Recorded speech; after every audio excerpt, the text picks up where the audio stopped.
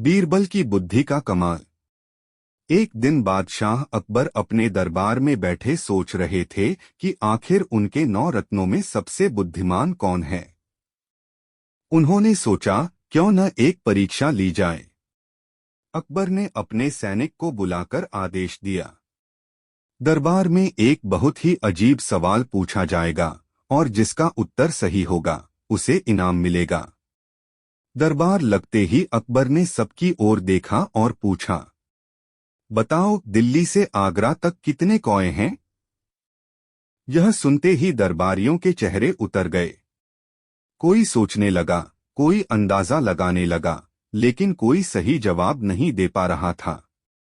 तभी बीरबल मुस्कुराते हुए बोले, जहां पनाह, दिल्ली से आगरा तक कुल 95,463 कौए हैं। अकबर ने हैरानी से पूछा, और अगर इससे ज्यादा या कम हुए तो?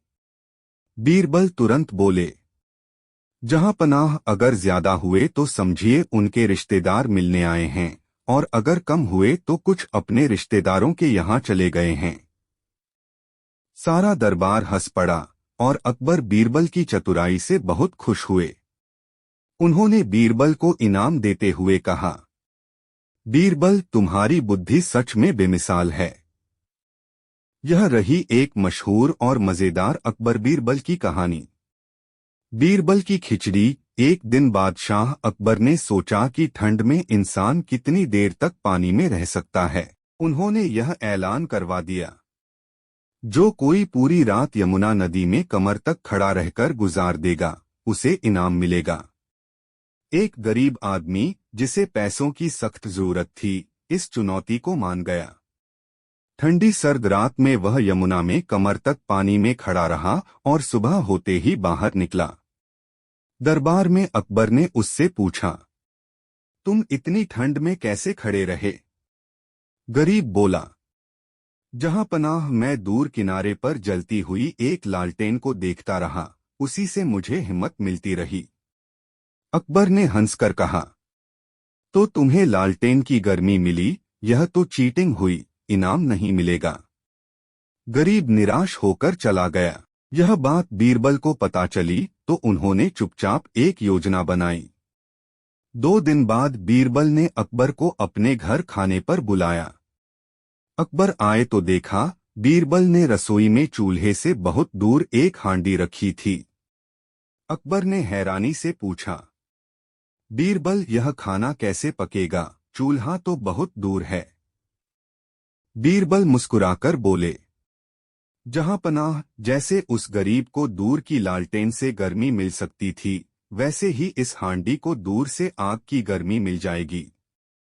अकबर को अपनी गलती समझ आई और उन्होंने तुरंत उस गरीब को बुलाकर इनाम दे दिया। बीरबल का सस्ता घोड़ा। एक दिन अकबर के पास एक अमीर व्यापारी आया और बोला, जहां पनाह, मैं आपको दुनिया का सबसे तेज दौड़ने वाला घोड़ा बेच सकता हूं। बस 500 सोने के सिक्के लगेंगे। अकबर को बात पसंद आई, उन्होंने सौदा कर लिया। लेकिन घोड़ा आने के बाद वह बीमार निकला और दौड़ भी नहीं पाता था। अकबर गुस्से में थे। तभी बीरबल ने कहा, जहां पनाह, आप चिंता न करें, मैं इसे दुनिया का सबसे तेज घोड़ा साबित कर दूंगा। अगले दिन दरबार में बीरबल ने घोषणा की, यह घोड़ा इतना तेज है कि इसे कोई देख ही नहीं सकता, इसलिए यह हमेशा अस्तबल में खड़ा रहता है। सब दरबारी हंस पड़े और अकबर की भी हंसी निकल गई। उन्होंने समझ लिया कि व्यापारी ने धोखा दिया है, लेकिन बीरबल की बात से माहौल हल्का हो गए। आधा इनाम। एक बार अकबर ने ऐलान किया कि जो कोई भी दरबार में सबसे अनोखा तोहफा लाएगा, उसे 100 सोने के सिक्के इनाम में मिलेंगे। कई लोग तरह तरह के तोहफे लाए, सोना, मोती, कीमती कपड़े। बीरबल एक छोटा सा आम लेकर पहुंचे। अकबर हैरान हुए, बीरबल, ये क्या? बाकी सब महंगे तोहफे लाए हैं और तुम एक आम लेकर आए हो?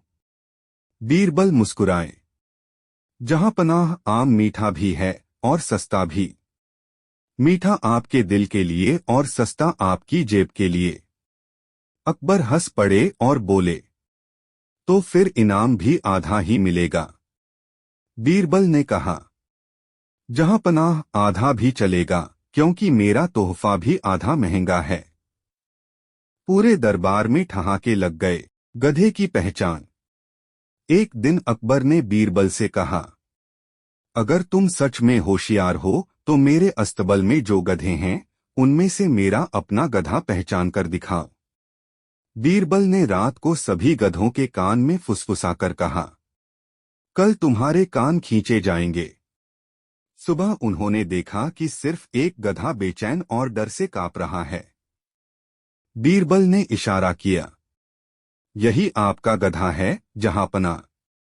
अकबर ने पूछा, तुमने पहचाना कैसे? बीरबल ने कहा, बाकी गधे सोच रहे थे कि मैं मजाक कर रहा हूं, लेकिन आपका गधा आपको जानता है। उसे यकीन था कि सच में कान खींचेंगे। 3 सवाल। एक दिन अकबर ने बीरबल से 3 अजीब सवाल पूछे। 1. दुनिया का केंद्र कहाँ है? 2. आकाश में कितने तारे हैं?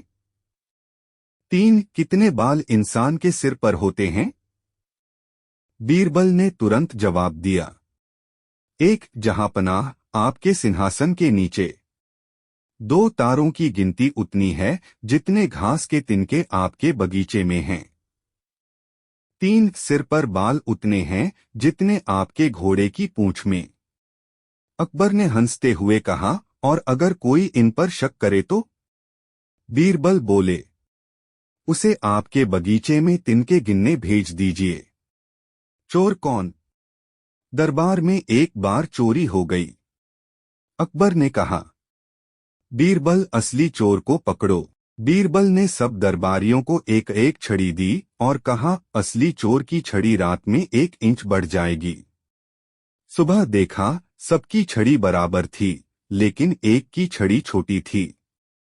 बीरबल ने कहा, यही चोर है, क्योंकि डर के मारे इसने अपनी छड़ी काट दी। सबसे बड़ा झूठ। अकबर ने कहा, आज जो सबसे बड़ा झूठ बोलेगा उसे इनाम मिलेगा। कई दरबारी अजीब अजीब झूठ बोले। बीरबल बोले, जहांपनाह, आप दुनिया के सबसे गरीब बादशाह हैं। अकबर बोले, ये कैसा झूठ है? बीरबल, क्योंकि आपके पास मुझे छोड़कर कोई और इतना सच्चा दोस्त नहीं है। अकबर मुस्कुरा दिए। कीमती चुटकी भर मिट्टी। एक विदेशी व्यापारी दरबार में आया और बोला, मैं ऐसी चीज लाया हूं जो सोने से भी कीमती है। वह एक छोटी डिब्बी में मिट्टी लाया था। सब हैरान रह गए। बीरबल ने कहा, जहांपनाह, यह मिट्टी उस देश की है जहां हमारी फौज अभी तक नहीं पहुंची। व्यापारी इसे महंगा बताकर हमें बेचना चाहता है। अकबर ने व्यापारी को दरबार से बाहर कर दिया। अकबर की ऊंचाई। अकबर ने पूछा, बीरबल, मेरी लंबाई कितनी है? बीरबल बोले, जहांपनाह, आप पूरे दरबार जितने ऊंचे हैं। अकबर ने हंसकर कहा, ये कैसे? बीरबल, क्योंकि जहां आप खड़े हैं वही दरबार की सबसे ऊंची जगह है। सोने की अंगूठी। एक बार अकबर ने अपनी सोने की अंगूठी खो दी। उन्होंने कहा, जो इसे ढूंढ देगा उसे इनाम मिलेगा। बीरबल ने दरबार में सबको देखा और कहा, अंगूठी इसी आदमी के पास है जिसकी हथेली पसीने से भीगी है। और सच में वही चोर निकला। बीरबल की सजा। अकबर एक दिन मजाक में बोले, बीरबल, तुम्हें 5 दिन के लिए जेल की सजा दी जाती है। बीरबल खुशी खुशी चले गए और 5 दिन बाद लौटे तो साथ में 3 चोर भी लाए। अकबर ने पूछा, ये कौन हैं? बीरबल बोले, जहांपनाह, मैंने जेल का समय खाली नहीं जाने दिया, वहां से 3 चोर पकड़े हैं। अकबर हंसते हंसते लोटपोट हो गए और इनाम दे दिया। दरबार का अदृश्य चोर। एक दिन अकबर के दरबार में हड़कंप मच गया। महाराज का बेहद कीमती माणिक्य रत्न लाल मणि उनके निजी खजाने से चोरी हो गया था। रत्न की खासियत थी कि वह चांदनी में हल्की सी लाल रोशनी छोड़ता था और यह अकबर के पूर्वजों की विरासत था। अकबर ने आदेश दिया, आज ही इस चोर का पता लगना चाहिए वरना कड़ी सजा होगी। सारे मंत्री परेशान थे, लेकिन बीरबल चुपचाप मुस्कुरा रहे थे। पहला मोड़, अदृश्य चोर की चाल।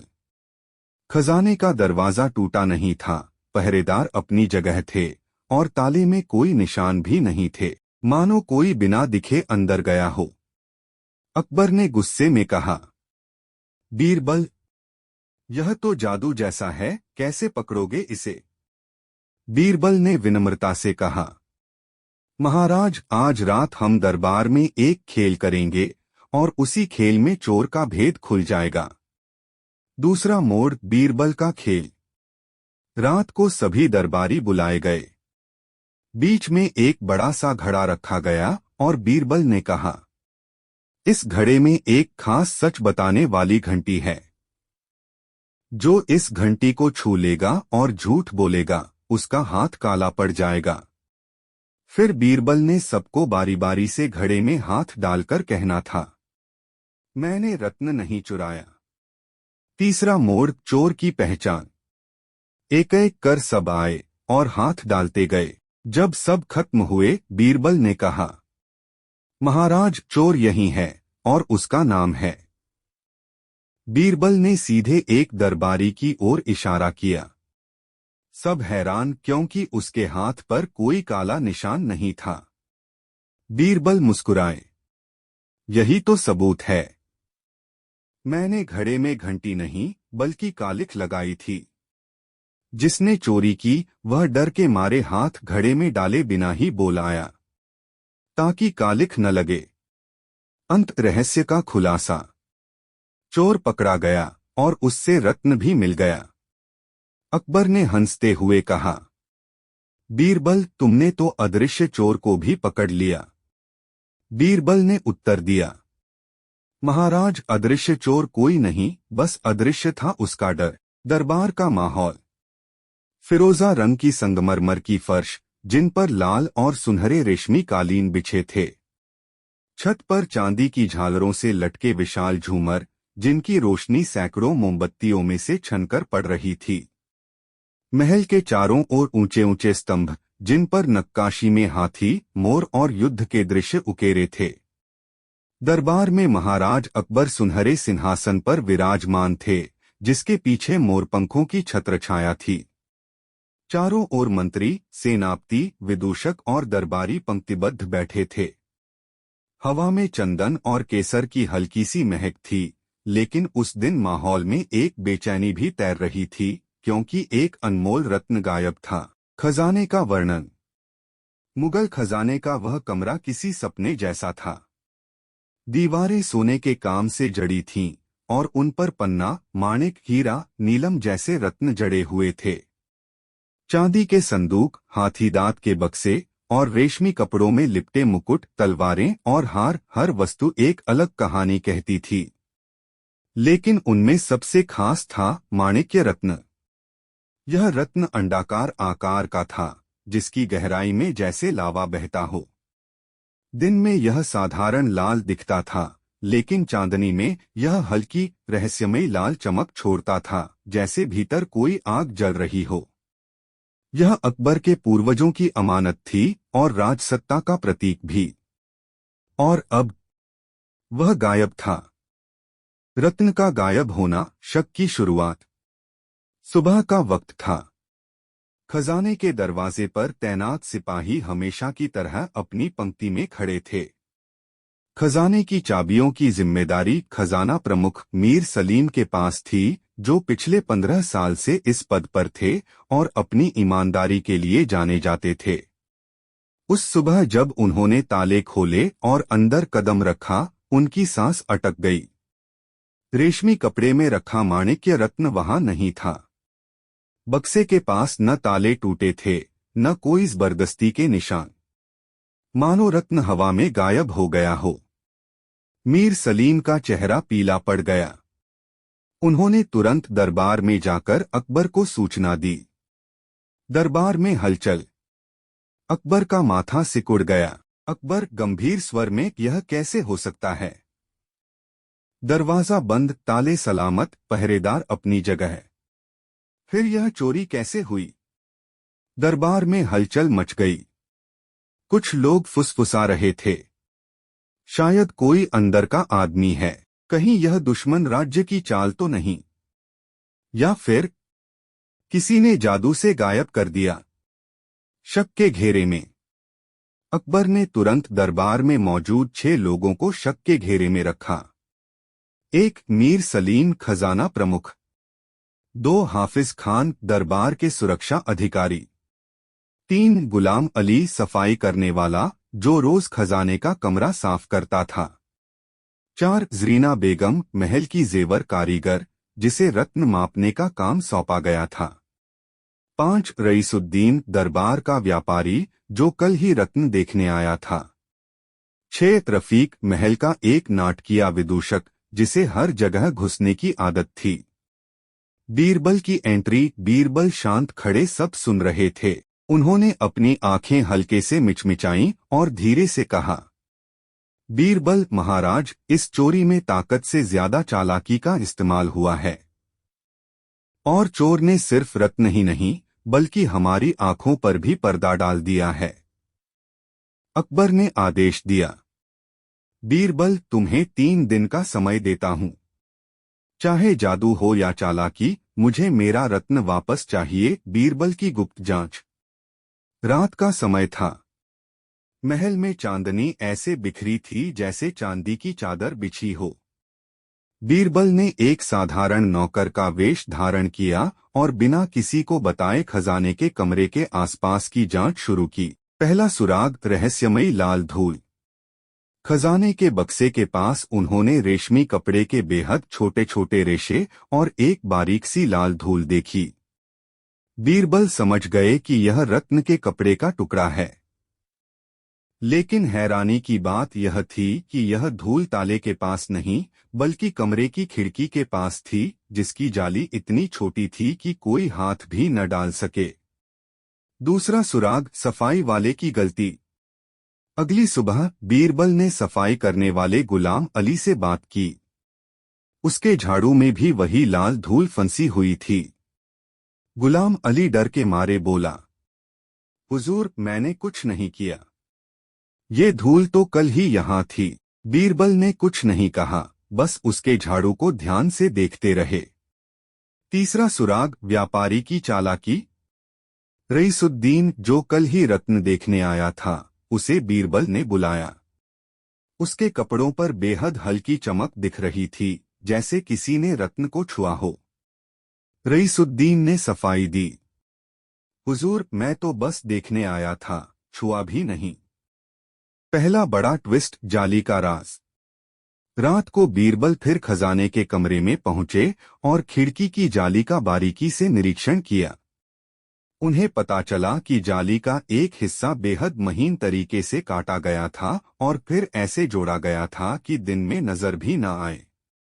मतलब चोर ने रत्न कमरे से बाहर नहीं निकाला, बल्कि खिड़की के बाहर किसी को थमा दिया था। अब बीरबल समझ गए कि इस चोरी में 2 लोग शामिल हैं, एक अंदर का आदमी और एक बाहर का साथी। लेकिन दोनों को पकड़ना आसान नहीं था, क्योंकि दरबार में अब हर कोई शक के घेरे में था और चोर भी यह जान चुका था कि बीरबल पीछे पड़े हैं।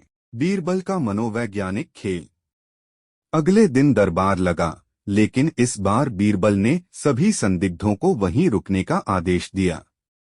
उन्होंने एक नौकर को कान में कुछ कहा और थोड़ी देर बाद वह एक बड़ा सा संदूक लेकर आया।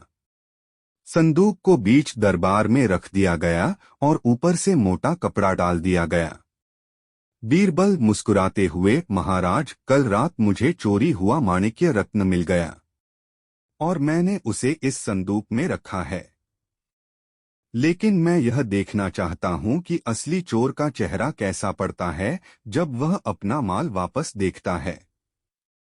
संदूक में असल में सिर्फ एक बड़ा लाल कांच का पत्थर था, जो दूर से असली रत्न जैसा दिखता था। चोर की बेचैनी।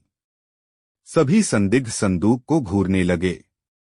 कुछ के चेहरे सामान्य थे, लेकिन एक आदमी बार बार नजरें चुरा रहा था। मीर सलीम, खजाना प्रमुख। उसकी कनपटी पर पसीना था और हाथ कांप रहे थे। बीरबल ने यह देखा, लेकिन कुछ नहीं कहा। फिर उन्होंने दूसरा कदम उठाया। नकली जाल। बीरबल ने दरबार में घोषणा की, आज रात हम इस रत्न को यहीं छोड़ देंगे, ताकि देख सकें कि चोर इसे फिर से चुराने की कोशिश करता है या नहीं। लेकिन इस बार हमने इसे सच बताने वाली जड़ी से लेप दिया है। जो भी इसे छुएगा, उसके हाथ कल सुबह नीले हो जाएंगे। असल में यह बस एक अफवाह थी, रत्न पर कोई लेप नहीं था। चोर की गलती। रात को बीरबल ने महल के छुपे हुए कोनों में पहरेदार तैनात कर दिए और खुद परछाई में छिपकर बैठ गए। आधी रात को धीरे धीरे कदमों की आहट आई। जाली वाला रास्ता इस्तेमाल करके मीर सलीम अंदर आया और संदूक से रत्न उठाने ही वाला था कि बाहर से एक हल्की सी सीटी की आवाज आई, उसका साथी। लेकिन जैसे ही उसने रत्न उठाया, बीरबल ने मशाल जलाई और पहरेदारों ने घेर लिया। अंतिम सच। पूछताछ में मीर सलीम ने कबूल किया, हुजूर, मुझे बड़े कर्ज चुकाने थे, इसलिए मैंने अपने पुराने दोस्त रईसुद्दीन की मदद से रत्न बाहर भिजवाया। हम दोनों इसे किसी दूर के राज्य में बेचने वाले थे। रत्न वापस लाया गया और अकबर ने मीर सलीम और उसके साथी को उम्र कैद की सजा दी। अकबर की प्रशंसा। अकबर हंसते हुए, बीरबल, तुम्हारे जाल में तो सबसे चालाक चोर भी फंस जाए। बीरबल, महाराज, चोर कितना भी चालाक हो, डर और लालच उसे हमेशा बेनकाब कर देते हैं।